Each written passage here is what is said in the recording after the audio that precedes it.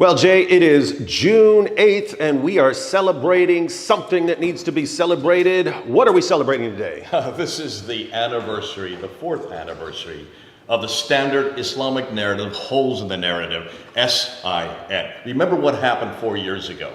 Well, to understand what happened 4 years ago, you're going to have to go back to 2016. Because in 2016, and we're going to put the video up right here, there is only one Quran, right? And that every Quran in the world is the same. That's what you've been told. You have been told a lie. You run away from truth. Okay, so there are two Qurans today, right? Two. More than two Qurans. More than two? Three Qurans? More than three Qurans. More than three? Four Qurans? There are approximately 26 of the Qurans. 26 different Qurans.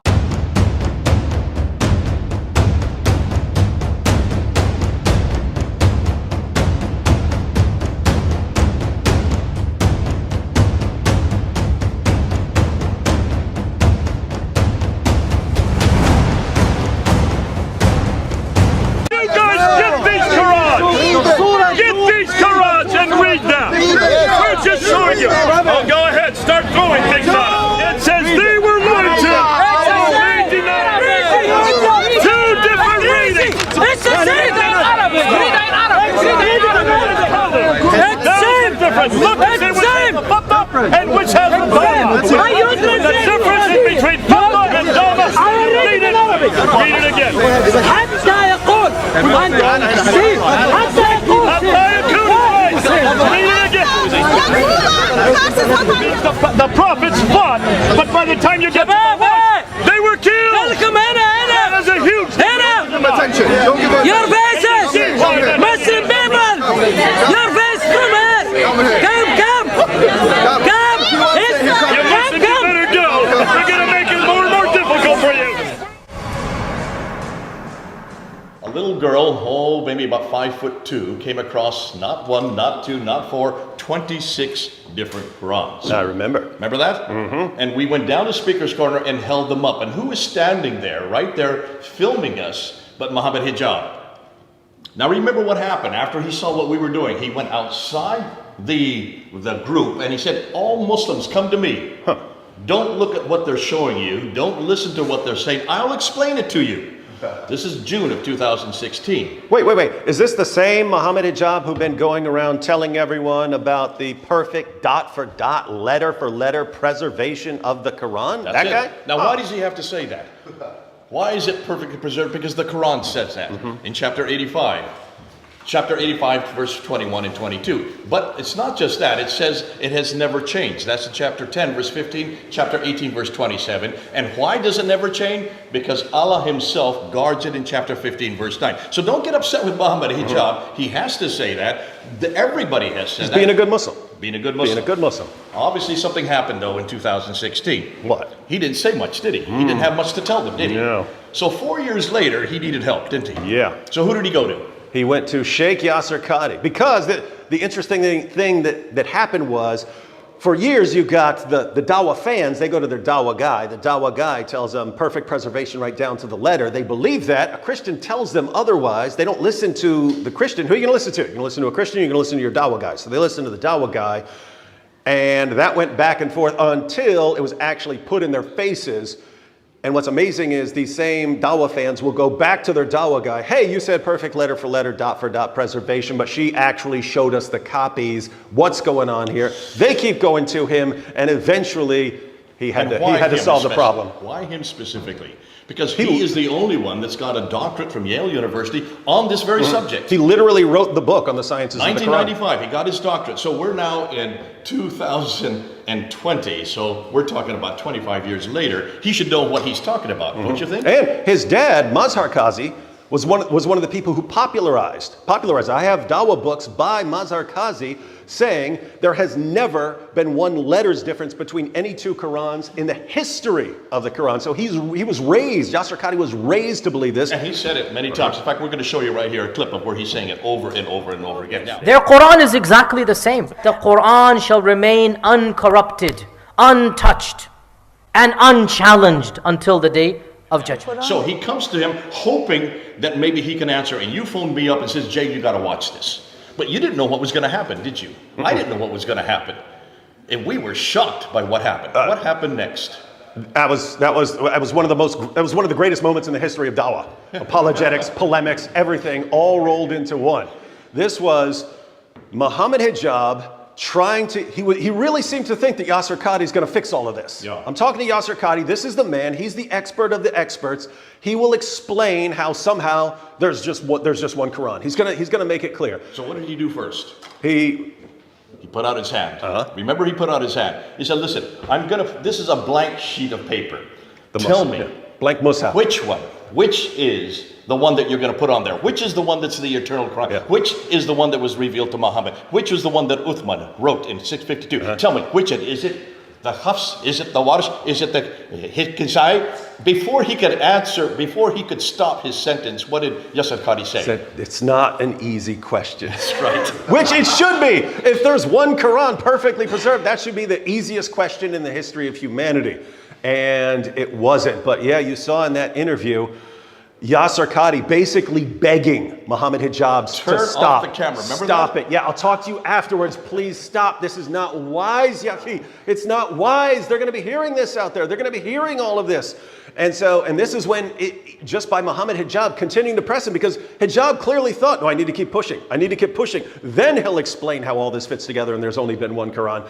And just didn't work. And Yasser Qadhi ends up admitting. Before that, what did he say first? He said, remember, Al-Jazari, who is the world authority on the Qira'at, he wrote 80 books in the 1500s, and he never came to any conclusion. For the last 1,000 years, he said, the Muslim scholars don't know what to do with this question. If they don't know what to do with this question, what do you think I'm going to have to do with this question? And then he said one interesting thing. When he says, well, this should be an easy question. Is this what happened to you when you were at Yale University? Did you have a crisis of faith? He said, no. Not a crisis of faith, crisis of knowledge. And then he did a very interesting thing. He held the Quran up and he says, we have a respect for this Quran. We have a red line beyond which we don't go. There are certain questions we don't ask of this book. But at Yale University, there are no red lines. Yes, the non-Muslim scholars don't have those lines. And what did he say about the Western scholars? He said he said, as Muslims, when we raise a question and someone gives us an answer, we just accept it. Right. And he said, the Western academics, they'll keep pushing.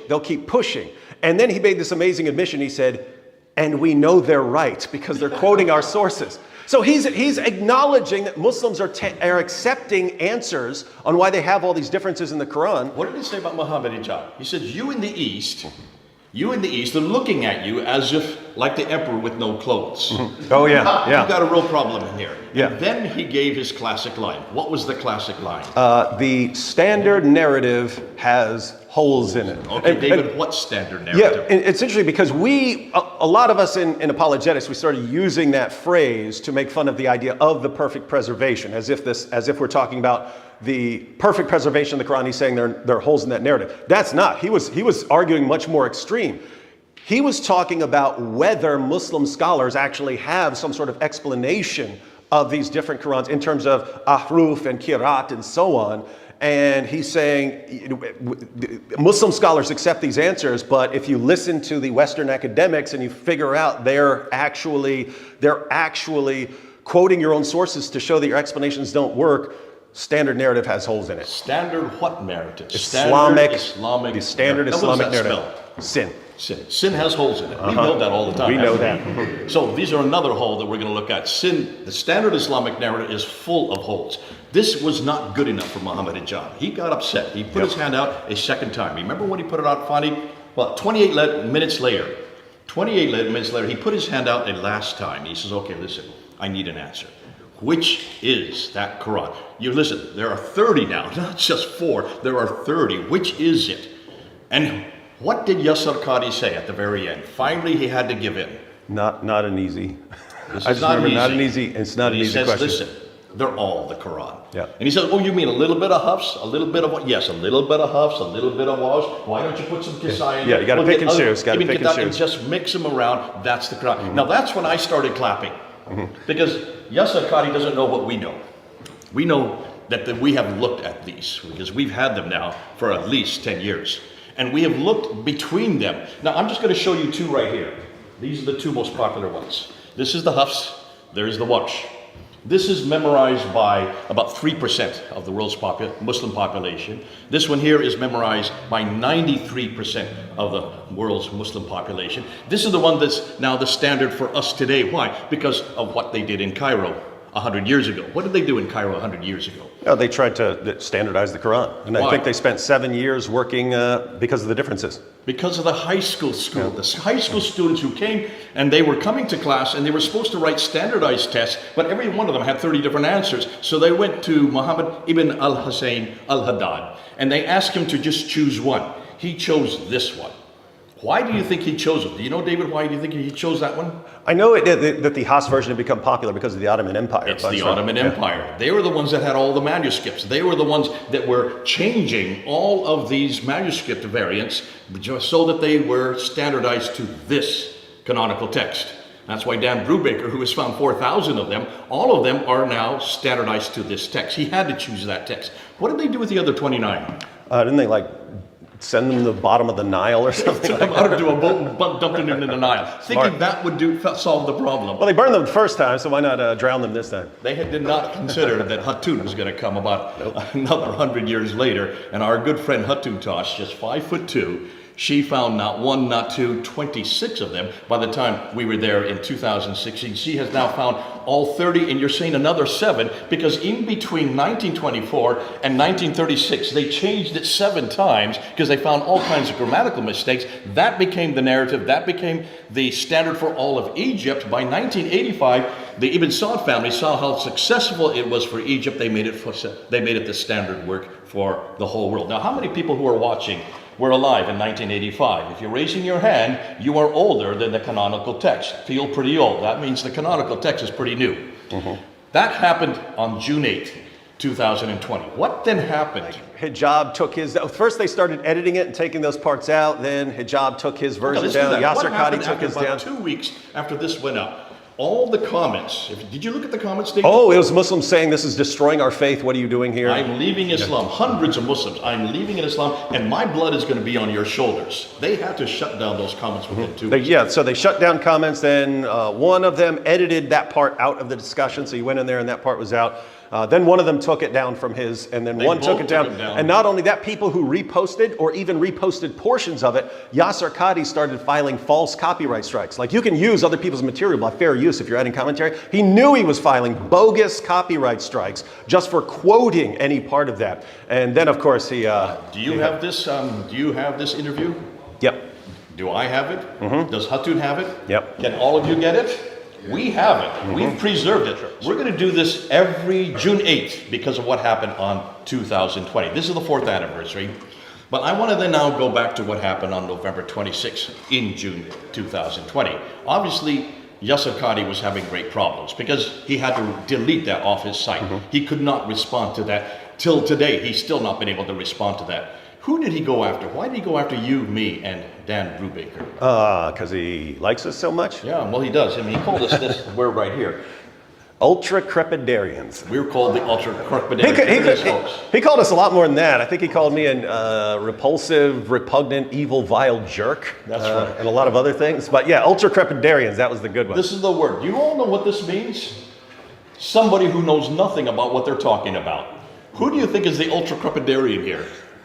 It looks like Yasser Qadhi, who knew nothing, who would not answer the question, and he said, "Don't turn off the cameras and talk to me afterwards. We'll do a deep dive." Remember he said that? We'll do a deep dive. Yeah. But for 25 years, he said, "I've never even ever talked about this, ever since he got his doctorate." So here's the man who doesn't know how to answer this question. He's saying that for 1,000 years, none of the scholars can answer, and he's calling us the ultra-crepidarians. Yeah, and not the entire Ummah who believed the lie, not Muhammad Hijab who thought there was going to be some great explanation.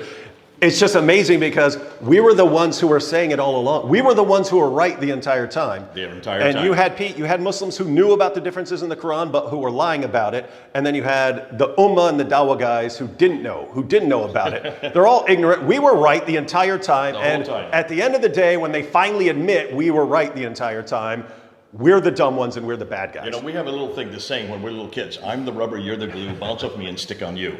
It looks like it's bounced right off us, right back onto Yasir Qadhi, right back onto Muhammad Hijab. Now, we're going to do something right now.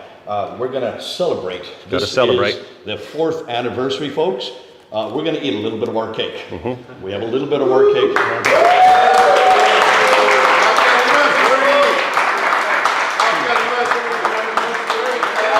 I'll just say,